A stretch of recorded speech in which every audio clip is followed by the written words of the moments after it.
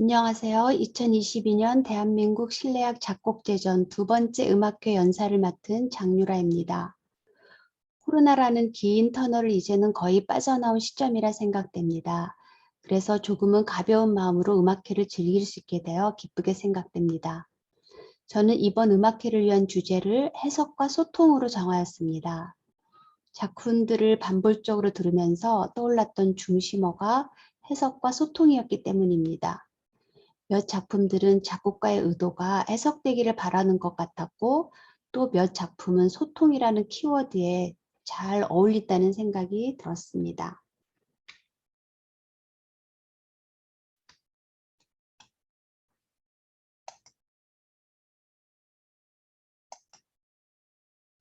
오늘 연주될 작품은 모두 7작품입니다. 이 중에서 유창수님의 작품을 제외한 6작품에 대해서 말씀드리고자 합니다. 논의의 편의를 위해 제가 다루는 작품의 순서는 연주되는 순서와는 다소 차이가 있습니다. 작품들에는 모두 제목이 있어 표제적 성격을 가지고 있습니다. 그러나 표제로 쓰인 제목들이 작품에 어떻게 반영되는지는 상당한 차이가 있습니다. 제목을 잠시 살피겠습니다. 먼저 이신혜님의 얼로이는 합금이라는 뜻입니다. 합금은 눈에 보이는 대상이지요.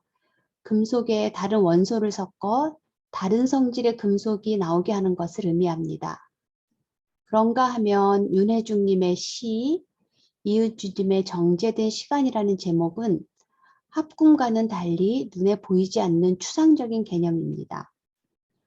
합금이라는 단어가 주는 인상과는 달리 청중들은 시와 시간이라는 제목에서 나름의 이미지를 떠올리게 되지요. 그런가 하면 김희정님의 아리랑, 김광희님의 다섯 광대의 노래, 임경신님의 호접지몽은 모두 전통에서 가져온 개념이라 할 수 있습니다.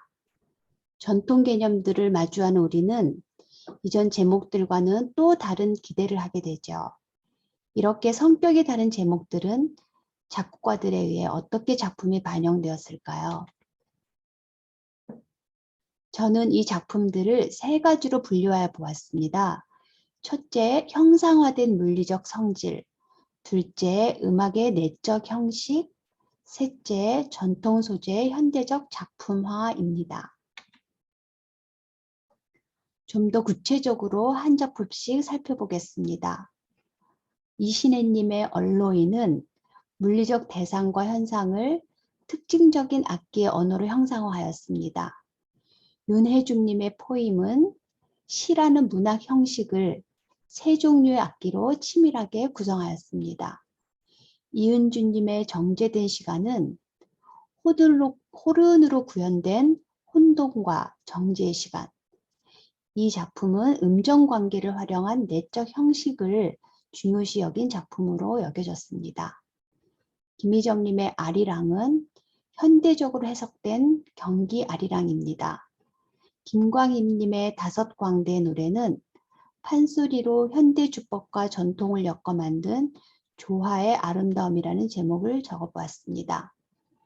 임경신님의 호접지몽, 나비의 꿈, 현악기로 풀어낸 호접지몽, 나의 존재에 관한 성찰이라는 제목으로 해설을 하겠습니다. 이러한 작품들의 해석은 해석학적 해석, 즉 헤르메노이티컬 인터프리테이션에 기반합니다.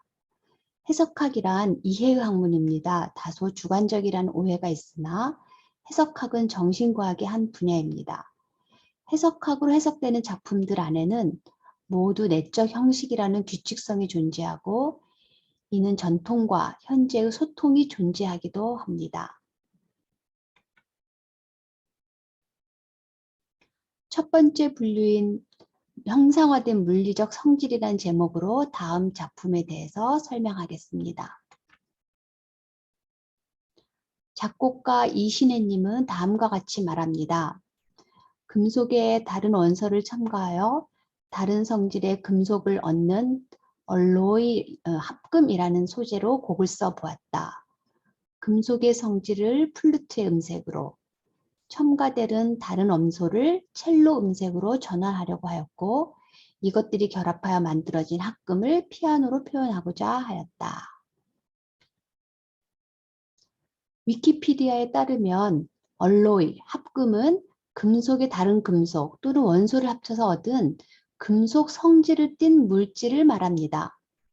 이때 원래 금속과는 다른 성질의 금속이 나오게 되는 거죠. 금속의 성질은 플루트의 높은 A음의 지속음으로 나타납니다. 즉 아무런 이물질이 들어있지 않은 순수한 금속은 A음이라는 청결한 음으로 표현됩니다. 거기에 첼로는 다른 금속들을 음시표가 많은 음들로 연주합니다. G 플랫, D 샵의 음들이 반복되는 것으로 보아 여기에서는 두 개의 원소가 추가되는 것을 알 수 있습니다. 피아노는 수직적 화성음들로 이루어져 있습니다. 마치 금속과 원소들이 합쳐져 하나의 화성음들로 형상화된 모습으로 나타나죠. 저는 이 작품의 형식을 모두 5개 부분으로 나누어 보았습니다. 처음 12마디는 인트로 부분이고 이에 상응하는 아우트로 역시 비슷한 길이로 연주됩니다. 부분별로 상세히 살펴보겠습니다. 총 12마디로 되어 있는 인트로는 크게 다시 두 부분으로 나뉩니다. 첫 부분 시작은 플루트의 키클릭으로 시작합니다. 높은 A음이 짧게 소개가 되고 플루트의 바람소리가 포함된 4분음표의 A, E 플랫, D, C샵의 짧은 마침음과 함께 첫 시작을 알립니다. 두 번째 부분은 첼로의 다소 거친 F, A 플랫의 단삼도 화음이 나오고 플루트는 한음을 낮추어 G 음을 반복합니다. 피아노가 B 플랫 음을 24번 반복적으로 연주한 후 단4도 하행하여 F샵 음을 3마디 이상 연주합니다. 처음에는 피아노와 플루트가, 두 번째는 피아노와 첼로가 함께 아주 짧게 연주합니다. 첼로의 두드림 소리로 서주가 끝나게 됩니다. 부분 A는 다이내믹의 변화가 두드러집니다. 특히 피아노, 플루트, 첼로가 순서대로 다른 악기와 섞이지 않으면서 각자의 특성을 드러냅니다. 아직 개별의 성질이 변하지 않은 금속들을 나타내는 듯합니다. 피아노의 움직임이 서서히 부점 리듬과 액센트, 스포르잔도로 이물감을 표현하고 있습니다. 이어지는 부분 B는 작곡가가 사각형의 모형을 넣어 반복을 표시합니다. 다이내믹뿐만 아니라 음역의 변화가 매우 넓게 나타나면서 이 곡의 클라이맥스를 향하여 음악은 밀도를 더해갑니다. 앞에서 사용된 화성음들이 반복적으로 나타나고 박자의 변화와 음표의 추가로 아첼란도 효과를 만들어내면서 폴티시시모로 합금의 하이라이트를 표현합니다. 부분 C는 합금이 이루어지고 난 후에 상태를 조망하는 느낌을 받게 됩니다. 다양한 모습을 가진 금속이 눈앞에 펼쳐집니다. 음악의 여백이 많아 합금에 대한 물질적인 형상보다는 그 안에 담긴 작곡가의 사유를 떠올리게 하는 부분입니다. 마지막 아우트로에 상행하는 피아노 화성 선율은 대칭적으로 마지막에서도 등장합니다. 새 악기가 다양한 주법을 동원하여 다른 성진들이 한 곳에 모인 것이 형상화되어 보여집니다.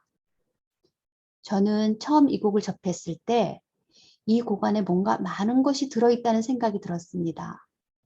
그러나 그 많은 것들이 구체적인 이해로 다가오기에는 반복 청취가 요구되었습니다. 작곡가에게 청광처럼 스친 사유의 조각이 음악으로 형상화되는 과정을 추적해가는 일이 쉽지만은 않았습니다. 유튜브를 통해 찾아본 작곡가 이신의 다른 작품, 이상의 시 오감도를 음악으로 표현한 것에서 조금은 힌트를 얻을 수가 있었습니다. 물질적 성질 변화와 음악의 표현 요소들이 한데 어우러지기까지 많은 시간들이 이 작품에 녹아 있을 것으로 생각하니 저의 해석이 너무 주관적인 것은 아닐까라는 걱정도 들었습니다. 저의 해석은 여러 가능한 해석 중 하나로만 여겨주시기를 바랍니다. 두 번째 카테고리인 음악의 내적 형식이라는 제목으로 해석된 작품에 대해서 설명해 보겠습니다. 윤혜중님의 플루트, 마림바, 그리고 콘트라베이스를 위한 시라는 작품은 대칭 구조를 이용하여 새 악기로 써내려간 나의 서사시, 이렇게 제목을 붙여보았습니다. 저는 이 작품을 대칭 구조를 이용하여 새 악기로 써내려간 나의 서사시로 이름을 지었는데 그 이유는 이 작품이 아주 형식미를 특징으로 나타내고 있다고 생각했기 때문입니다. 즉, 기승전결이 정확하게 들리는 작품이었습니다. 거기에다가 감정의 선을 따라가기에도 어렵지 않게 느끼지 않아서 저는 나의 서사시라는 제목을 붙여보았습니다. 한편의 시가 새 악기, 즉 관악기의 플루트, 타악기의 마림바, 현악기 더블 베이스로 표현되고 있었습니다. 플루트를 위해 사용된 음악 요소들은 장식음, 리듬의 변형, 상하행의 빠른 선율성과 트릴의 반복이 쓰여졌습니다. 마리바가 시를 위해 사용된 표현 방법은 반복이었습니다. 5연음에서 4개의 음이 크레센도로 반복되고 6개의 음으로 구성된 검정 건반으로 이루어진 선율선이 반복되었습니다. 또한 아첼란드를 이용하여 각기 다른 리듬형의 반복이 상당히 여러 번 지속되었습니다. 더블 베이스는 주법의 변화를 사용하여 시를 장식하였습니다. 묵직하게 퉁기고 피치카토로 무거운 심경을 표현하는 듯하였고 하행하는 트릴과 작은 소리의 하모닉스 사운드는 어쩌면 메마른 감정을 나타내는 것이 아닌가 생각하였습니다. 앞서 언급한 바와 같이 이 곡은 형식적 특징이 가장 두드러집니다. 시라는 이름에 맞게 저는 이 작품을 7연으로 구분해 보았습니다. 처음 3연과 뒤 3연이 빠르기와 음악의 흐름에서 대칭을 이루고 있었습니다. 정확한 길이까지 똑같이 일치를 이루지는 않지만 4연의 화려한 클라이맥스를 중심으로 앞뒤의 대칭이 매우 특징적이었습니다.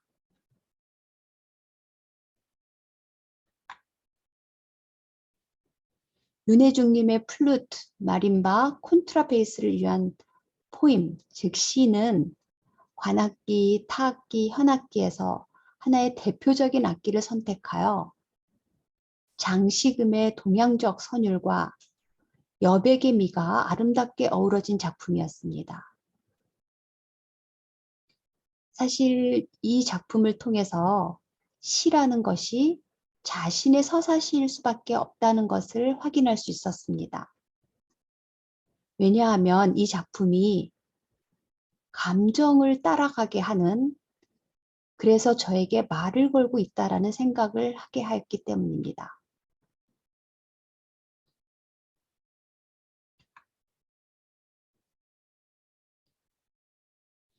이은주님의 호른을 위한 정제된 시간은 작곡가의 소망이 담긴 작품입니다. 저는 작곡가의 마음을 헤아려서 해석의 제목을 호른으로 구현된 혼돈과 정지의 시간으로 정하였습니다. 작곡가는 현실이 어려움에 관하여 어떤 마음을 가지고 있는지 알아보겠습니다. 코로나로 인해 위기와 절망이 가득한 혼돈의 시간을 극복하고 정제된 시간을 갈망하는 마음을 표현하였다. 완전 5도 음정은 곡 전체에 분포되어 정제되고 순수한 시간을 표현하고 있다. 부분에서 부분으로 넘어가는 지점에서 연주되는 지소금은 이상적인 순간을 표현한다. 작곡가에 따르면 이 작품에는 세 종류의 시간이 존재합니다. 혼돈의 시간, 정제된 시간, 이를 중재하는 이상적인 시간이 이것들입니다. 작곡가가 말하고 있는 것과 같이 혼돈의 시간은 호른이 낼 수 있는 음역에서 아주 높은 음인 D음과 빠른 트릴로 나타납니다. 이상적인 순간은 긴 지소금과 침묵으로 표현되기도 하고요. 정제된 시간은 완전 오도와 장삼도 관계에서 표현되었습니다. 저는 이 작품을 세 부분으로 구분하였습니다. 중심음 G음과 B, D음, A음이 서로 오도 관계를 갖고 있습니다. 이 중심음이 각 부분에서 주요한 요소로 쓰이고 있었습니다.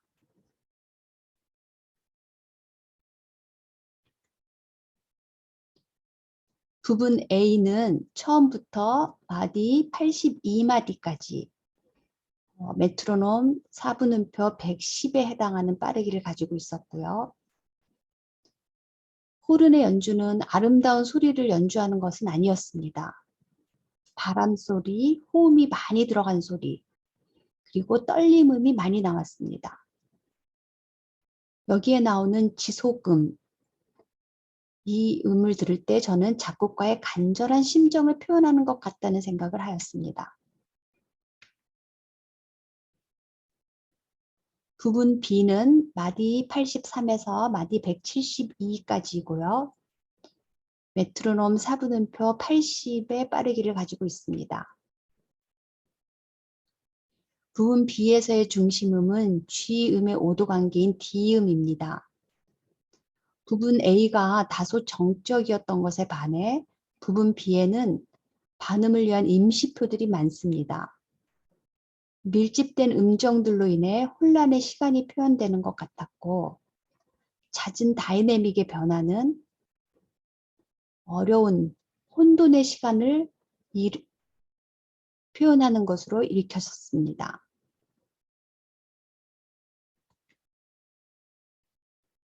부분 A-는 부분 B의 오도 관계인 A음이 중심음입니다. 마디 173에서 마지막까지이고요. 메트로놈 4분음표 60에 다소 느린 템포로 되어 있었습니다. 피아니시시모의 A음으로 인하여 혼돈의 시간은 소멸로 접어든 듯하였습니다. 저는 이 작품을 처음 들었을 때 호른이 말하고자 하는 것이 무엇인지 한참을 생각해야 했습니다. 작곡가가 생각하는 시간이란 무엇인가에 대해서도 생각해야 했습니다. 어쩌면 호른은 자신의 존재를 박탈당한 것이 아닐까라는 생각도 하게 되었습니다. 시간이라는 거대한 서사를 위해 호른은 스스로 자신의 존재를 접은 것이 아닐까라는 생각이 들었던 거죠. 시간에게 자신의 정체성을 내어주는 호른의 연주가 이 시대에 우리가 처한 상황과도 닮았다는 생각이 들었습니다. 작곡가의 생각도 거기에 있지 않았을까요? 존재를 박탈당한 우리에게 정제된 시간이 절실히 필요하다고 작곡가가 생각하지 않았을까요?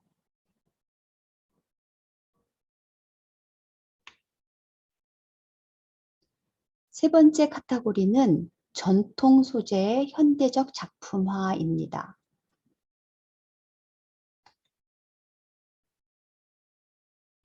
새 작품, 김희정님의 피아노를 위한 아리랑, 김광희님의 다섯 광대의 노래, 임경신님의 호접지몽 나비의 꿈.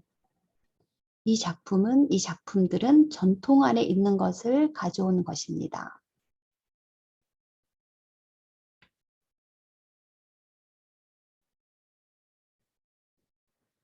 첫 번째 김희정님의 피아노를 위한 아리랑은 현대적으로 해석된 경기 아리랑이라는 제목을 붙여보았습니다. 그리고 데이비드 에볼슨의 개념인데요. Retrospective Imaginative Involvement라고 하는 부제목도 붙여보았습니다. 먼저 작곡가의 말을 들어보겠습니다. 아리랑은 부르는 사람들의 역사적, 시대적 공감의 형성에 따라 변형되어 온 유기적인 노래로 각 지역마다 무수히 많은 버전의 아리랑이 있다.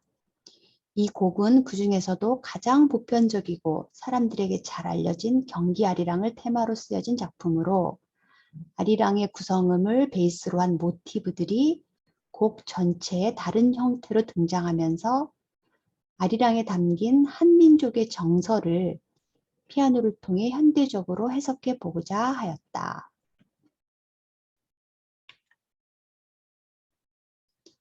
저는 이 작품을 처음 들었을 때 잭슨 폴락을 떠올렸습니다.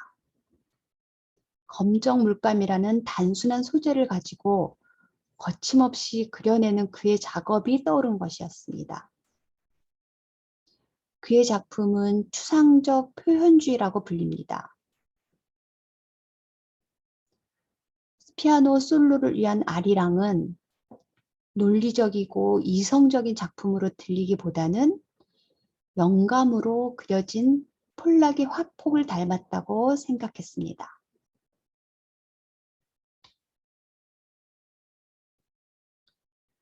제가 그렇게 생각하게 된 이유는 단순한 아리랑 멜로디가 화려하고 다양한 소리로 변화하고 확장되는 것이 마치 화가의 붓을 통해 단숨에 멋진 그림이 완성되는 것과 같다는 느낌을 받았기 때문입니다.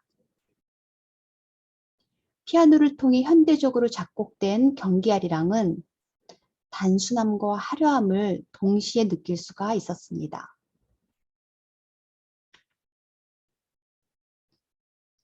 저는 이 작품을 인트로, 아우트로를 포함하여 5부분으로 나누어 보았습니다.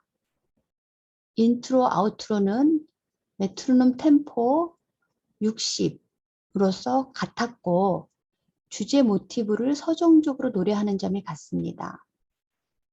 또한 인트로, 아우트로 안에는 두 부분이 존재하고 있었습니다. 이 두 부분은 서로 상반된 특징을 보여주고 있었고요. 부분 1에서는 빠른 진행으로 스타카토 3년음이 반복적으로 나오는 것이 특징이었고 부분 2에서는 아르페지오 선율 진행이 특징이었습니다. 부분 3은 피아니시모의 시작으로 마치 무언가를 회상한다는 느낌을 주었고요. 넓은 음역을 사용하면서 다소 침착한 분위기로 음악의 균형을 잡아주는 듯하였습니다.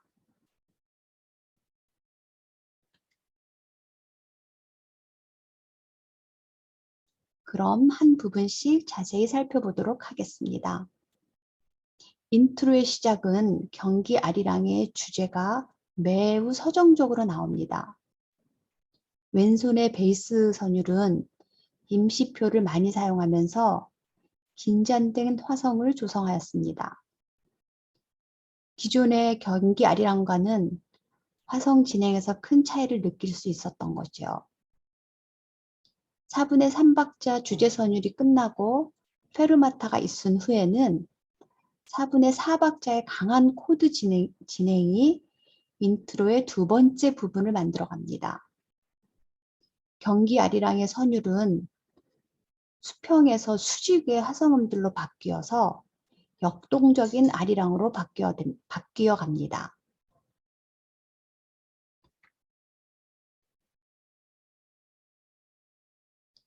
이어서 나오는 부분 1의 가장 큰 특징은 스타카토입니다. 같은 음을 연속으로 두드리는 스타카토는 3연음의 지속음으로 나오고 있습니다. 또한 양손 진행이 반진행의 성격으로 나타나고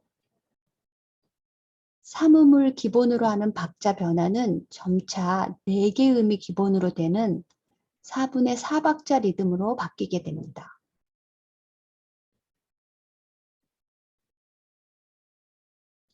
역시 지속음을 끝으로 부분 1이 끝나고 부분 2가 다시 경쾌하게 시작됩니다. 부분 1에 비해 부분 2는 다양한 요소들이 등장합니다.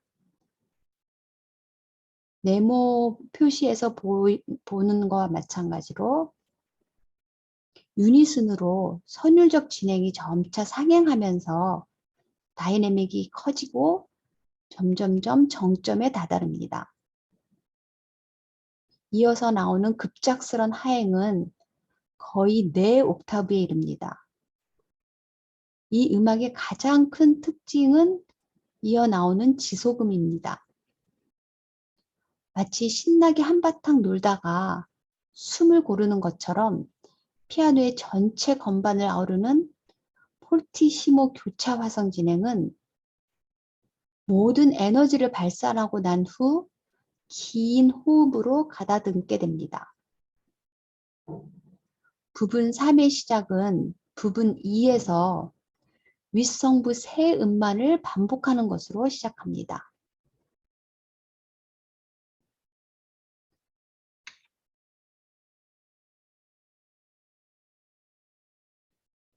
부분 3은 부분 2를 확장시키고 밀도감도 높이고 리듬의 다양한 변화로 피아노의 즉흥성을 강조하고 있습니다.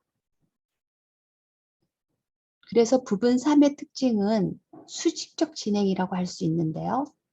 선율의 흐름보다는 박자 변화, 리듬 변화가 자주 등장합니다. 특히 양손이 화성음들로 이루어져 있고 이들이 교차로 연타의 느낌을 주면서 큰 공간감을 형성하는 그러한 모습이 많이 나타납니다.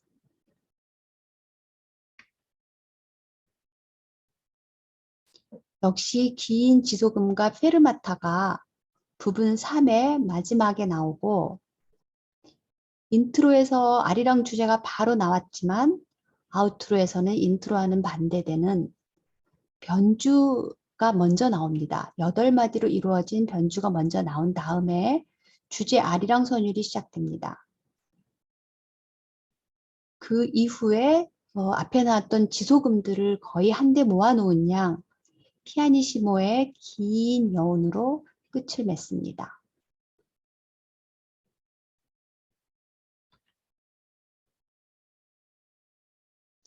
데이빗 에볼슨에 따르면 인간의 훌륭한 창의적 활동은 많은 부분에서 회고적인 것으로 시작한다고 합니다. 저는 작곡가의 현대적으로 해석된 경기 아리랑을 들으면서 에볼슨이 말한 retrospective imaginative involvement라고 하는 회고적 창의적 활동이 떠올랐습니다.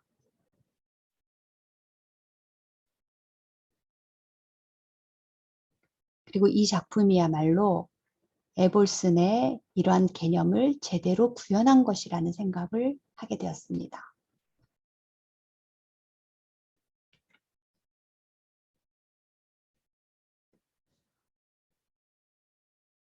오늘 연주될 작품 중에서 가장 연주 시간이 길고 서사가 확실한 작품이 김광희님의 5 광대의 노래입니다. 저는 이 노래를 작곡가의 말에 따라 판소리풍으로 현대 주법과 전통을 엮어 만든 조화의 아름다움이라고 이름 지어봤습니다.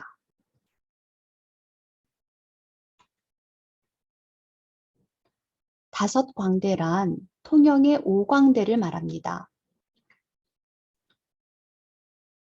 이는 통영시에 전해 내려오는 탈노름입니다. 1964년 무형문화재로 지정되었다고 합니다.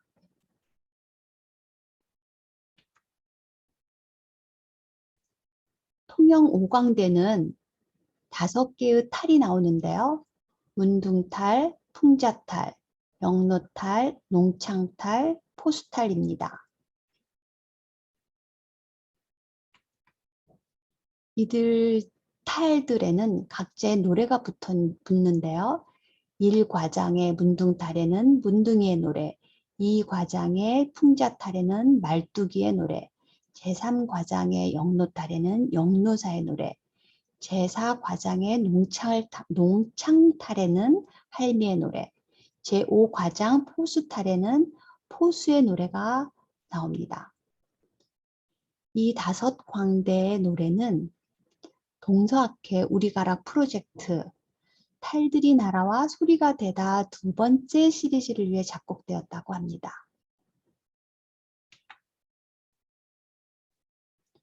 5광대의 노래는 남창, 해금, 25현금, 아쟁, 타악기가 사용되었습니다.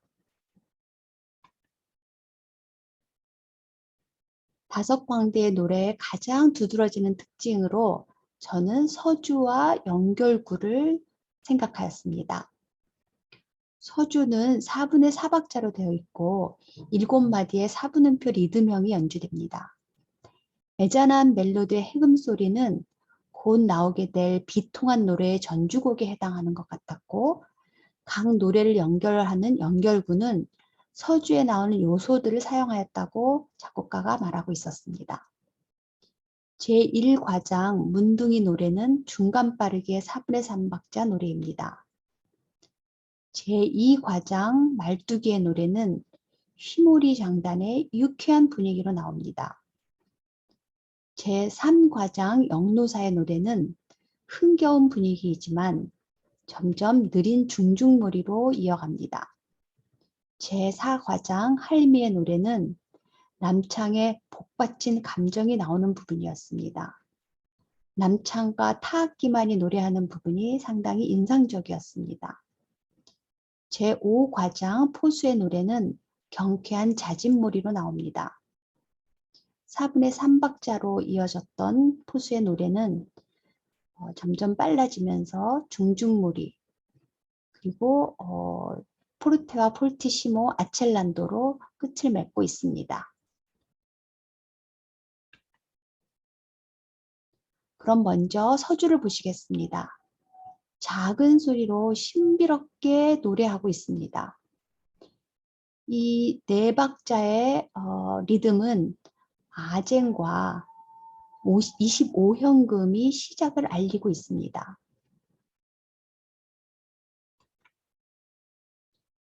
서주에 이어서 나오는 제1과장의 가사를 살펴보겠습니다.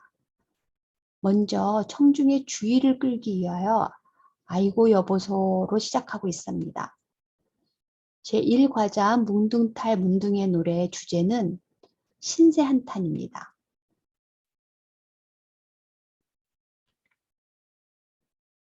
제1과장 문둥이의 노래 음악을 살펴보면 중몰이 장단에 애절한 해금의 멜로디가 나오고 있습니다.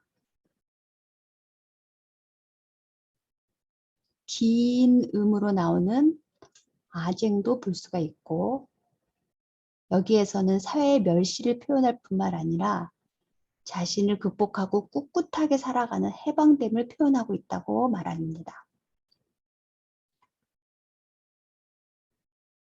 연결구에서는 서주의 순차 진행이 다소 변형되어 사용되어 있습니다. 연결구의 특징은 아쟁의 피치카토입니다. 피치카토로 인하여 분위기는 점점 고조되고 있습니다. 제2과장의 말뚝이의 노래. 이는 양반들의 치부를 드러내는 내용입니다. 양반은 첫째 양반부터 7째 양반까지 등장하고 있습니다.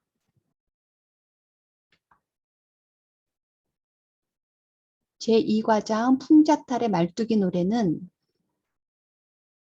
유쾌하게 부르게 되어 있고 휘몰이 장단에 아주 빠른 리듬형을 가지고 있습니다.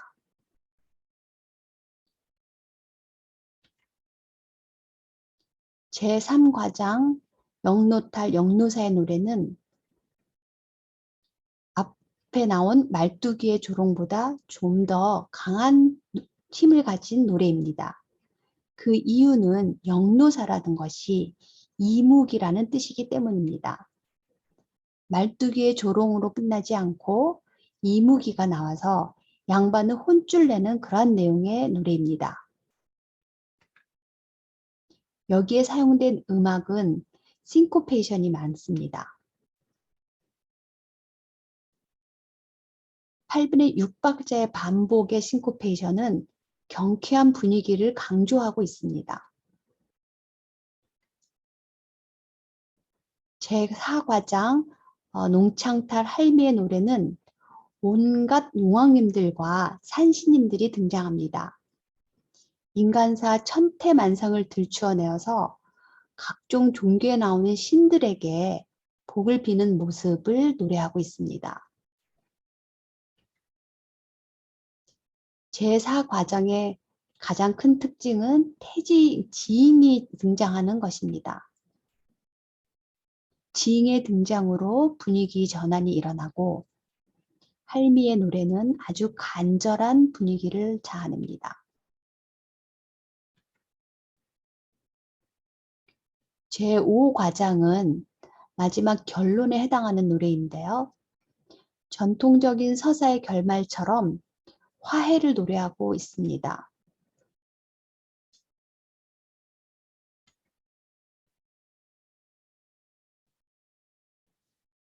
여기 설명에서도 나오듯이 결국 서로를 사랑하고 함께 하자는 내용을 담아내는 과장이 바로 제5과장 포스탈의 과장입니다. 제5과장에서는 모든 악기가 등장하여 흥겨운 한마당이 펼쳐집니다. 설움과 한탄도 흥겨운 한바탕의 노래 뒤로 물러나게 되고 즐거운 마음으로 돌아가 새 기분으로 살아보자는 다소 교훈적인 내용으로 노래를 끝맺습니다.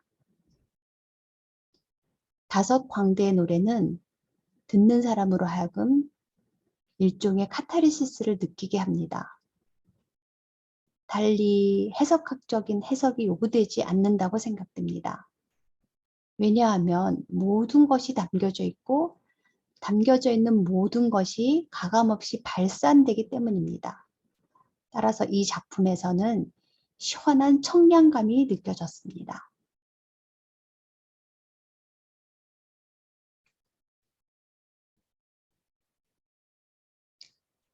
오늘 연주되는 마지막 작품은 임경신님의 호접지몽, 나비의 꿈입니다. 저는 이 작품을 현악기로 풀어낸 호접지몽, 나의 존재에 관한 성찰이라고 제목을 붙여보았습니다.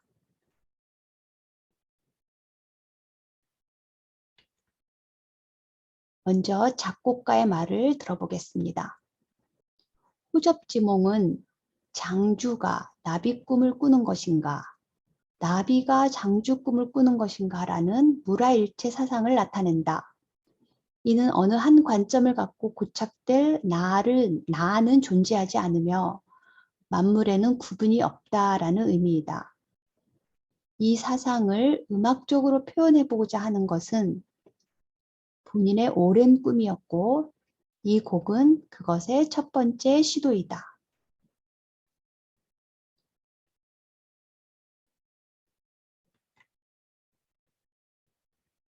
작곡가는 또한 이렇게 덧붙입니다. 장자가 말하고자 했던 언어로 단정 짓기엔 너무 광범위한 이 사상의 심오함은 음악과 일맥상통하는 부분이 많다. 저는 이 사상의 심오함이 음악과 일맥상통한다는 부분에서 제가 그동안에 알고 있던 해석학적 해석에서 특별히 가다머 해석학이 생각이 났습니다.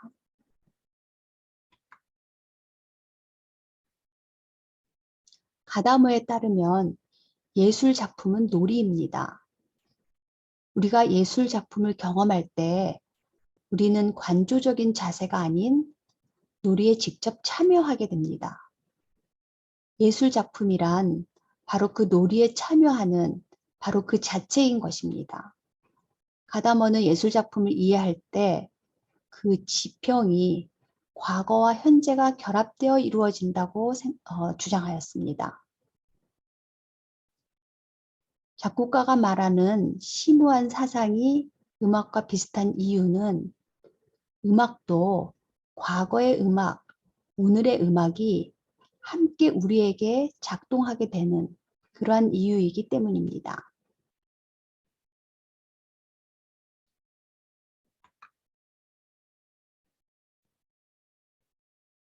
저는 이 작품을 인트로 A, B, C, D, 아우트로 6부분으로 구분하여 보았습니다.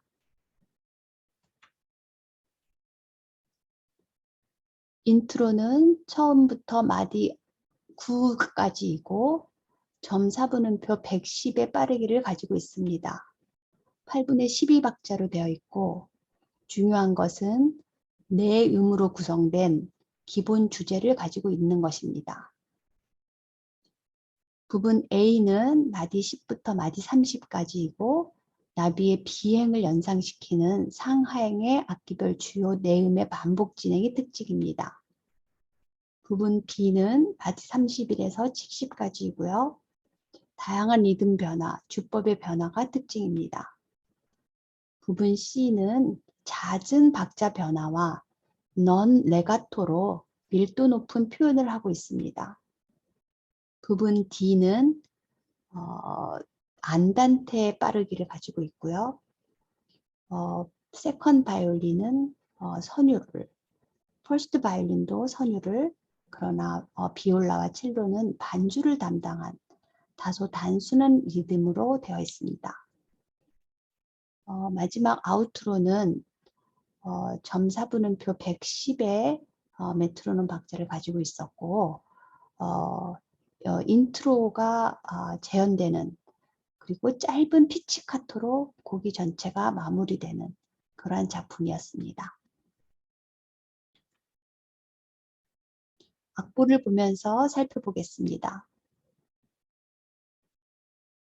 8분의 12박자의 파, 샵, G 메이저의 특징을 가지고 있는 이 작품은 앞에 5음을 시작으로 이어서 중심음, 네 음이 이어져 나옵니다.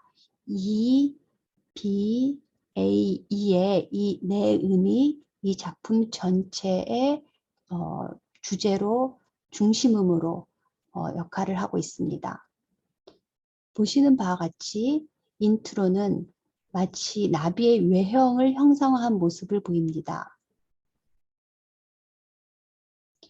퍼스트 바이올린의 선율선이 하행과 상행의 사선을 그리는 모양, 그리고 그러는 동안에 세컨 바이올린과 비올라 그리고 첼로는 평행선을 유지하고 있습니다.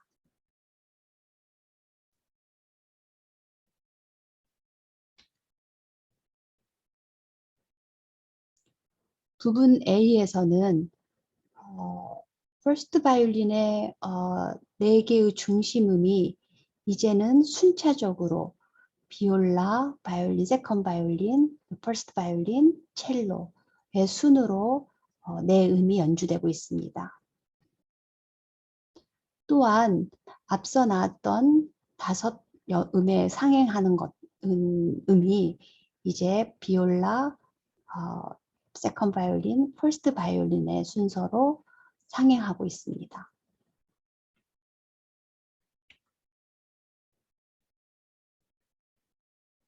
부분 2의 특징은 다양한 리듬을 사용하여 조밀한 구성을 만들고 있다는 것입니다. 많은 임시표들로 인해서 반음계 진행이 많이 나타나고 저는 이것을 나비의 한가로운 비행을 나타내고 있는 게 아닌가 생각하였습니다.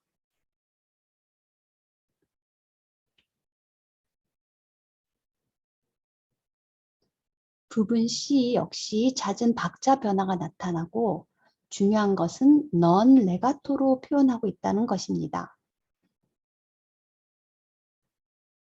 넌 레가토 주법을 요구하면서 빠른 진행과 악센트 그리고 박자 변화로 인하여 이 곡은 작품의 클라이맥스를 향해 가고 있다는 느낌을 주었습니다.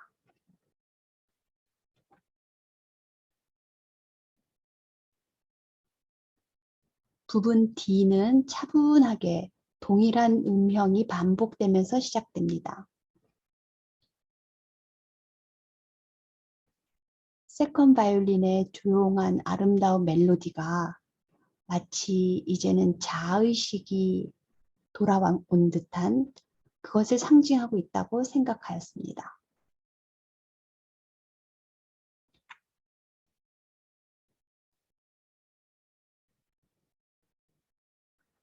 아우트로는 앞서 본 인트로의 음영과 똑같습니다.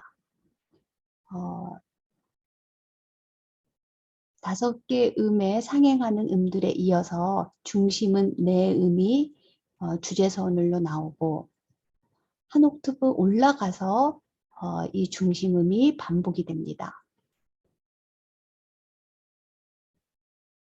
퍼스트 바이올린의 4마디 연주를 후로 모든 악기가 피치카토로 마치 창공을 향해 날아가 버린 나비를 연상시키듯 곡은 마무리가 됩니다.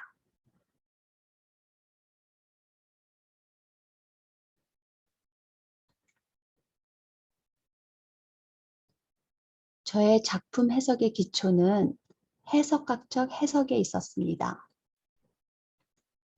슐라이어마어에 의해 철학의 한 분과로 자리 잡은 해석학은 성서 해석과 법률 해석의 보편성을 확보하기 위해 출발하였습니다. 슐라이어마어 해석학은 다라우스가 19세기 음악사 책에서도 언급하였듯이 음악을 어떤 다른 분과보다도 높은 위치에 자리시켰습니다. 슐라이어마어는 언어가 할 수 없는 신성한 감정의 전달을 음악만이 할 수 있다고 주장하였습니다. 즉 그에 따르면 한 음악을 이해하기 위해서는 작곡가의 의도를 파악하여 재구성하고 이를 이해하기 위해서 지속적인 탐구를 필요로 합니다. 이는 내면적인 심리 교감과 암시적이고 운유적인 과정을 거쳐 이루어지게 됩니다. 이는 곧 타인을 이해하기 위한 대화의 정신이기도 합니다. 슐라이어마어에 의해서 철학의 한 분과로 자리 잡게 된 해석학은 딜타이의 체험, 표현, 이해라는 삼중주 안에서 음악에 적용됩니다. 작곡가의 체험이 음악적 언어로 표현되고 이는 이해의 과정을 거쳐 우리에게 다가오게 됩니다. 슐라이어마어와 딜타이를 연구한 가다머는 앞서 말씀드린 바와 같이 놀이 개념을 예술에 비유하였고 그가 말한 지평 혼용이라는 것은 현대 창작 음악을 이해하는 기제로 작용할 수 있다고 생각됩니다. 마지막으로 하버마스는 이러한 해석학을 대화로 이끌어갑니다. 저는 하버마스가 주장한 대화적 이성 능력의 긍정적인 사용이 이 음악회에 가장 공통적으로 들어가 있는 주제어라고 생각하였습니다. 작곡가 한 분 한 분은 자신의 창작력을 나름의 방식으로 대화라는 주제에 담고 있다고 생각하였습니다. 우리가 나아가야 하는 방향도 하버마스의 주장과 다르지 않다고 생각합니다. 현대음악 작곡가들 모두는 소통의 공동체가 아닐까요? 끝까지 들어주셔서 대단히 감사합니다.